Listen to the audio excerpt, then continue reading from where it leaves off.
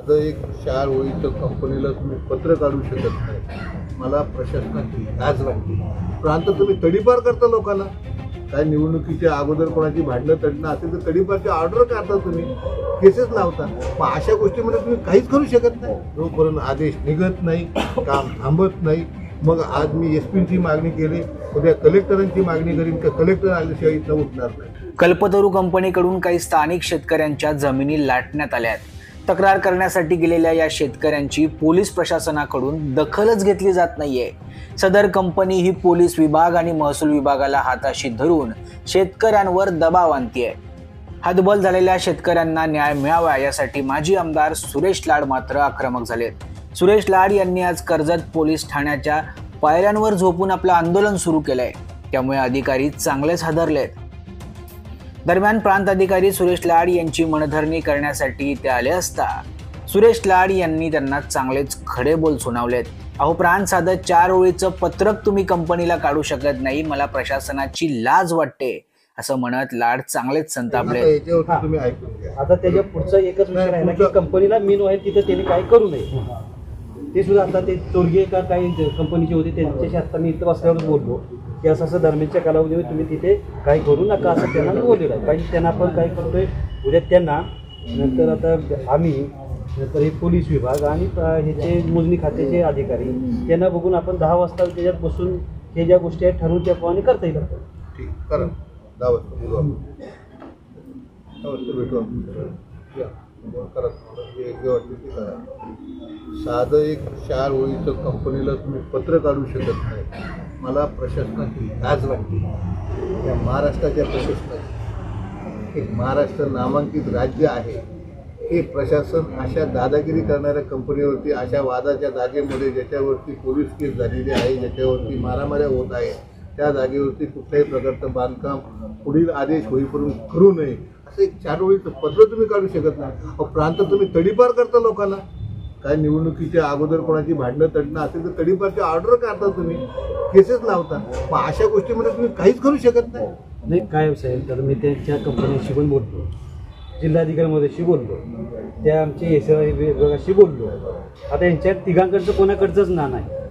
जिल्हाधिकाऱ्यांमध्ये मी स्वतः त्यांना सांगून करायला लावतो. कंपनी आत्ता मी इथे बसल्या बोललं की जे तुमचे काय 8 दिवस जातील त्याप्रमाणे तुम्ही तिथे काही करू नका. ओके, हे पाहिजे तर तुम्ही तुमचे डॉक्युमेंट उद्या घ्या, या उद्या घेऊन या आणि आमच्या समक्ष सांगा. ते त्यांना आत्ता मी समोरच बोललेलं आहे. त्यामुळे अडचणी आता कुठलीच राहिलेली नाही की होय तेवढ्या पुरतं बरं त्या कालावधीमध्ये त्यांनी काही करायचं नाही असं पाहिजे त्यांचं लेखी घेऊ आपण, किंवा हो आमची मोजणी करून ह्याच्यामध्ये डीवायएसपीनी पण सांगितलं की आम्ही पोलीस बंदोबस्त ठेवतो, कुठल्याही प्रकारचं होणे म्हणून प्रिकॉशन आम्ही घेऊ, हे आम्हाला मान्य आहे. तुमची नजर चुकून जर का तिथे कोण लोक आले, आज जर का तुमची पोलीस गाडी गेलेली असताना त्या माणसाचा, त्या शिवकेला धमकीचा फोन आलेला आहे, बरोबर आहे. अशा परिस्थितीमध्ये ते जी कुटुंब सुरक्षित जीवन जगू शकतं का? जीवन मरणाचा प्रश्न, जीवन मरणाचा हा प्रश्न आहे. जमीन सोडायची का? सांगा प्रशासनानं का जमीन सोडून द्या शेतकऱ्यांनी, म्हणून सोडून देतील. तुम्ही साधा आदेश काढू शकत नाही का तुमच्या कार्यालयाकडनं, आणि त्याची कॉपी आम्हाला द्या की ह्या वादांकित जमिनीमध्ये जमिनीची मोजणी होईपर्यंत कुठल्याही प्रकारचं कामकाज, कंपाऊंड वॉल किंवा कुठलंही कामकाज ते करून एक 4 ओळीचं पत्र फक्त तुमच्या कार्यालयाकडनं अपेक्षित आहे. ते तुम्हाला आता काढायचं आता काढा, उद्या काढायचं उद्या काढा, नसेल काढायचं काढू नका. शक्ती नाही साहेब.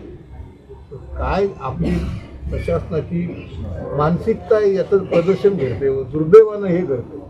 पण मोजणी तुम्हीही करत नाही, त्यालाही करायला वेळ देत नाही, आणि बांधकाम करायला जात आहेत तशी माणसं येत आहेत, दादागिरी करणारे ठेकेदार येत आहेत, त्याला धमकीचे फोन येत आहेत. काय हे कायद्याचं राज्य आहे का? बीड ना परली ना केसपेक्षा काय वेगळं चाललं साहेब इथे? तुम्ही जर 4 ओळीचा आदेश काढू शकत असेल तर काढा, अन्यथा आम्ही आपले सुखाने इथे आहोत. जोपर्यंत आदेश निघत नाही, काम थांबत नाही. मग आज मी एसपीची मागणी केली, उद्या कलेक्टरांची मागणी करीन का कलेक्टर आल्याशिवाय इथं उठणार नाही. काय व्हायचं ते होईल. आता माझं 69 वय रनिंग आहे, काय राहिले माझं आता जास्त वय नाही राहिलं.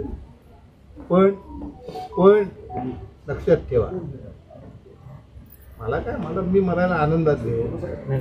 है ना, मी मरायला आनंदात आहे ना. माझं काय म्हणणं नाही, मी मरायलाही काय आनंदात भाऊ आहे. एवढं पॅनिक अहो असं नाही हो, असं नाही हो, असं नाही हो.